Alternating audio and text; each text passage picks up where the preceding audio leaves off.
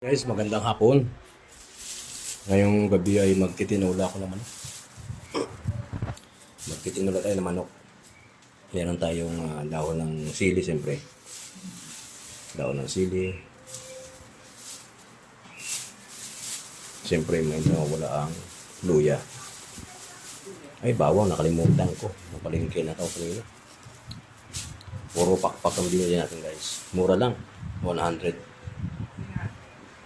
Ngayon guys, nakaready na ang ating mga sasahog. So ngayon magpapainit tayo ng ating kaldero para magsangag tayo ng ano. Yan, mainit siya, umuusok-usok pa. Lagyan natin mantika. Lagyan natin yung bawang.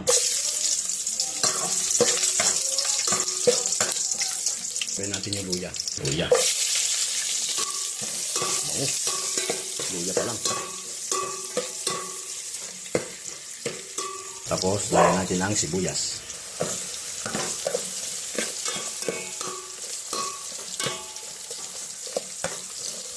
Ilagay natin ating manok. Siyempre, haluin natin. Hintayin na natin na kumulo yan. Dalawa na naman kami ng anak ko kakain yan, kaya konti lang. Yan, kumulo. Dagdag natin palasa. Siyempre, pampasarap yan. Yan ang sikreto ng mga dugong bughaw. Yan natin sa yote. Takpan natin. Halayan muna natin maluto ang sayote bago natin tubig. Lagyan natin tubig mula sa Ilog Pasig.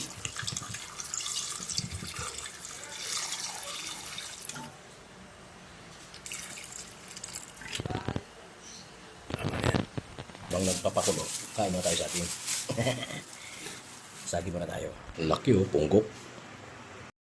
Ayan guys, kumukulo na.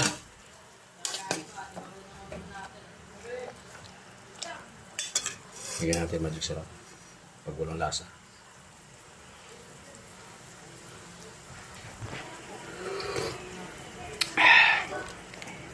Kailangan natin ng magic syrup. May kulang sa sarap, kaya lagyan natin ng magic syrup. Hindi na po ako naglalagyan ng patis o kaya asin. Yung magic syrup lang, ayos na. Tsaka nor cubes. Pwede na yun pampalasa. Masarap kaya. Ayoko na masyadong maalat. Tikim na naman tayo. Yun, perfect na. Ayos.